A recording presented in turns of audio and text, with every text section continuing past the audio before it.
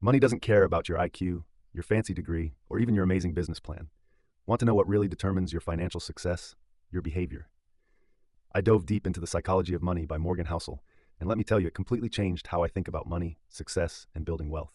In this video, I'm going to share the most powerful insights that transformed my entire approach to finances. And trust me, these aren't your typical save more, spend less tips. We're talking about the hidden psychological forces that actually control your financial life. Let's start with something that might shock you. Being smart with money isn't about being smart at all. I know, sounds crazy, right? But here's the thing. Some of the most brilliant people I know are terrible with money, while others who barely finished high school are quietly building wealth. Why? Because financial success isn't about what you know, it's about how you behave. Think about it like this. Imagine two people. One's a financial advisor with an MBA from Harvard, the other's a local plumber. Who do you think is more likely to be wealthy? Most people would bet on the Harvard grad. But here's the plot twist. If that plumber understands and controls their emotional relationship with money, they might actually end up wealthier than the advisor who makes emotional decisions despite their knowledge. This brings us to the first major lesson. Your relationship with money is deeply personal and emotional. It's shaped by your unique experiences, your upbringing, and even the generation you were born into. Someone who grew up during the Great Depression will view money completely differently than someone who grew up during the booming 1990s. But here's where it gets really interesting, and this blew my mind when I first read it. We often think that to be successful with money, we need to take big risks and make perfect decisions. Wrong. The book reveals that sustainable wealth isn't built on home runs, it's built on not striking out.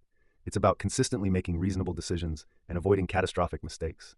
Let me give you a real-world example. Warren Buffett isn't the world's most successful investor because he makes amazing investment picks every time.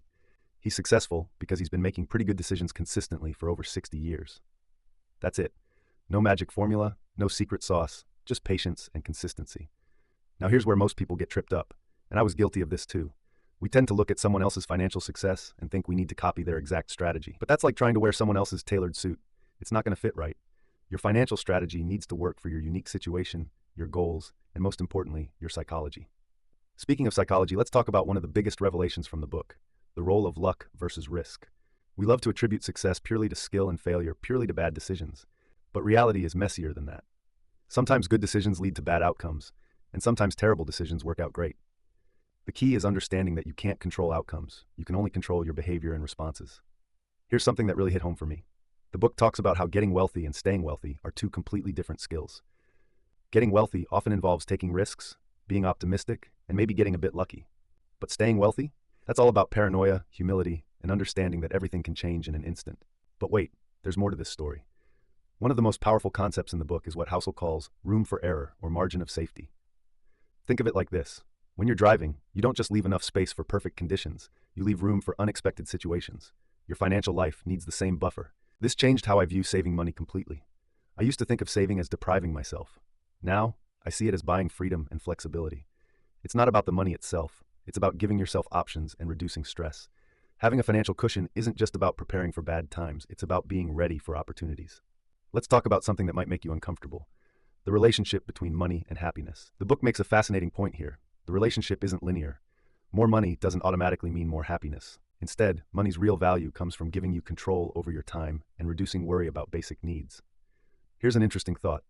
What if the goal isn't to be the richest person in the graveyard? What if it's about having enough money to not worry about money? That's a completely different target, and it might be much more achievable than you think. Now, I want to share something personal. After reading this book, I completely changed how I make financial decisions. Instead of asking, what will make me the most money? I started asking, what will help me sleep better at night? This simple shift has made a huge difference in both my financial life and my stress levels. The book also taught me something crucial about stories. We're all drawn to dramatic tales of overnight success or devastating failure. But real financial success usually isn't dramatic at all. It's boring. It's consistent. It's about making slightly better decisions over a long period of time. Here's the ultimate takeaway. Understanding the psychology of money isn't just about getting richer. It's about building a better relationship with money. It's about making financial decisions that align with your values and help you live a better life. Before I wrap up, let me give you one final thought. The best investment strategy isn't the one that looks best on paper. It's the one you can stick with through tough times. Because at the end of the day, your behavior matters more than your knowledge. If you found these insights helpful, hit that like button. It helps the algorithm share these insights with more people who need them.